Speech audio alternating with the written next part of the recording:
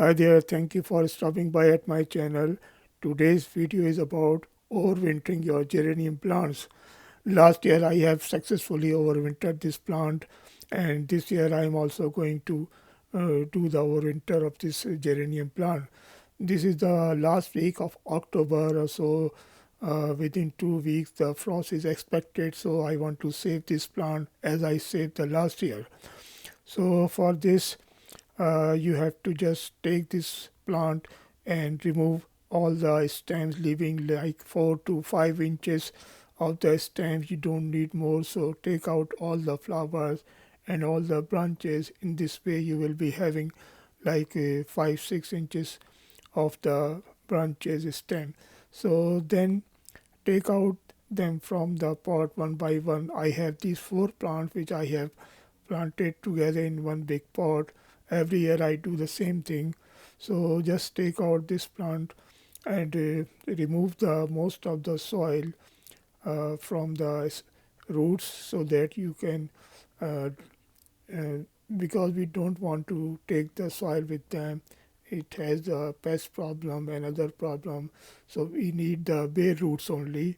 So just take out the roots and just remove the soil around it, and then you have to uh, dry them in open air for at least 2 to 3 days, so that if there are any pests or bugs they can die, and the roots also and the stem can also dry a little bit, so we don't need the moisture during the overwintering time, because if you will have the moisture, then they may start rotting and they will not be available next year for you. So be careful. So dry them a little bit, like 2 3 days are good. So don't dry them more than that, because otherwise they will die. So I have taken now all the plants, and then I am going to put them to dry out for 2 3 days. You can see in the video. So after 2 3 days, they have dried out. Now I'm going to store them uh, in the boxes.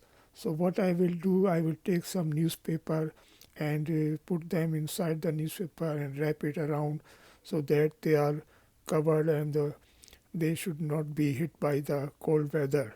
So after this, once you wrap them, just put in some airtight container. So I am doing like two type of storage. One, I have taken the ice box in which I have my other plants also.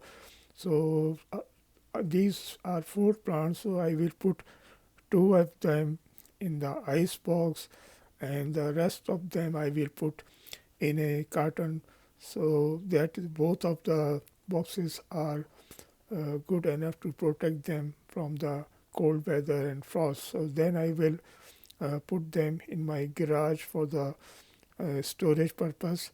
So you can see these are now in the ice box. This ice box is very cheap. You can buy like $4 or $5, and you can store them, and just cover the lid, and you can put some tape on that, so that it should not open.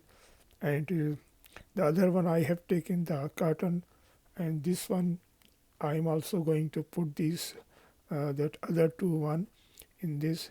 In this way they will be safe from the cold air and cold weather. So this will go in my garage. I have noticed that the garage temperature is 12 degree different from the outside. If outside is 32 freezing temperature, the inside of garage is 44 something. So it is good idea you can put in your garage, or if you have some other place, a basement or somewhere, you can put them in dark area, so they should not grow. Our purpose is not to grow them in the winter, just to keep them alive.